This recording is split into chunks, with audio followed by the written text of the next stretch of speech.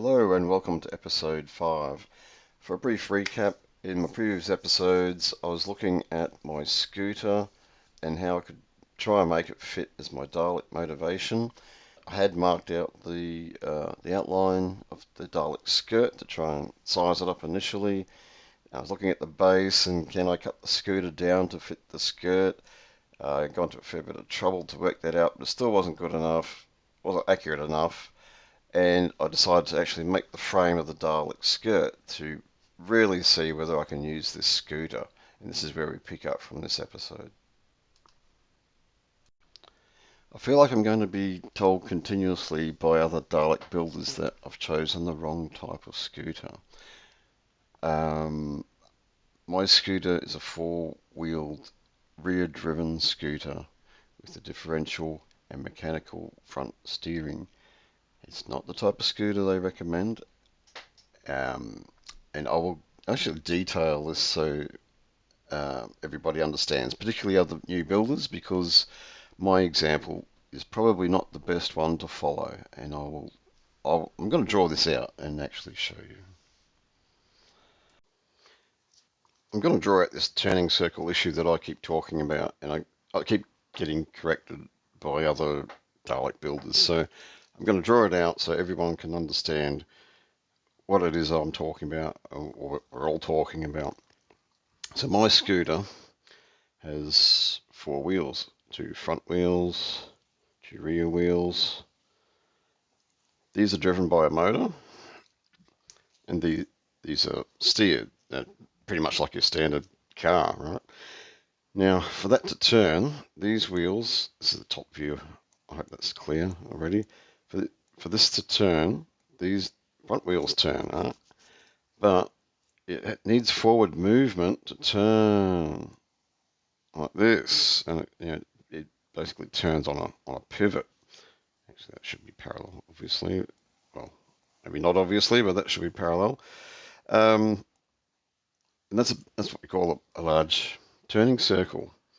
Now, when Dalek builders told me or say that you need an electric wheelchair, so what they're talking about is having two driven wheels, which can be driven independently, and there will be some caster wheels or something else to keep the balance. But these wheels can spin in two different directions, which means your Dalek can spin on the spot.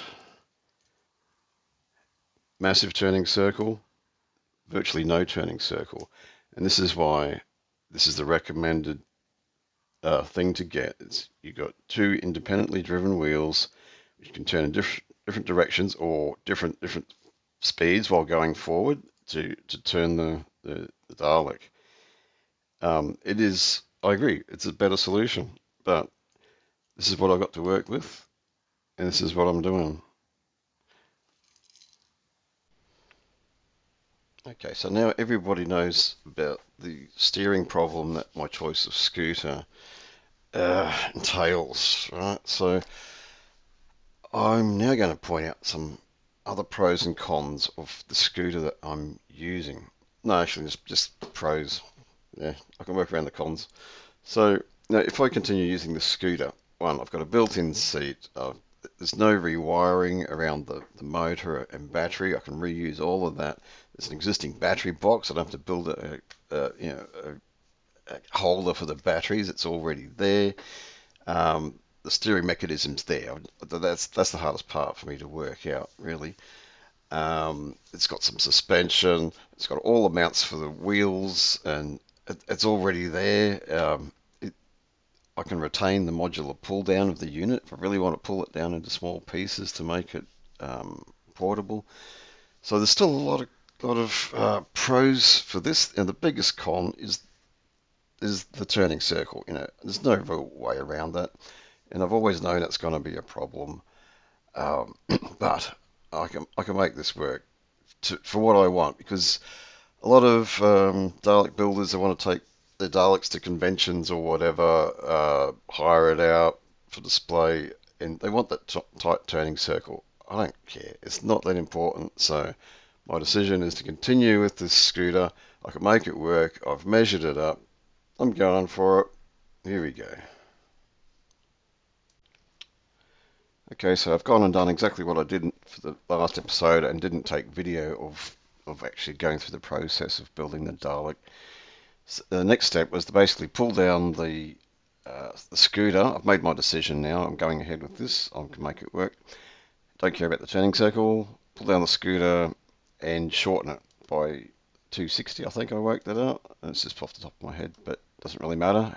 Shorten it was the trick. Yeah, so I've pulled it all down. There's quite a lot of stuff, and this thing ends up looking like an old school dragster. You can see there's quite a gap there where the length can be shortened without any impact to the structure or electrics, etc. So, and that's what I did. And that's off camera. Unfortunately, I've chopped it and rejoined it. And ta-da! Here it is all chopped down. It fits in the skirt nicely, just as planned. Something went to plan. That's excellent. I just got to cut some notches here in the bottom flange of the skirt to accommodate the tyres of the scooter. So this is looking really good. This has worked the way I hoped. If this doesn't work out, I could always build another base for it, and that's part of the plan to make it modular. I can fit. I could even do it Fred Flintstone style with my feet, shuffle the thing around on casters, or build a different motorization unit for it. Yeah, we'll see. So here's the skirt frame, complete and sitting on the cut down scooter.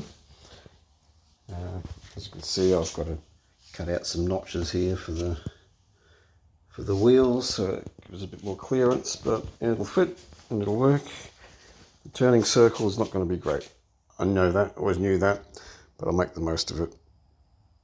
This is my journey to live the dream. Come along with me on my build journey down the wormhole.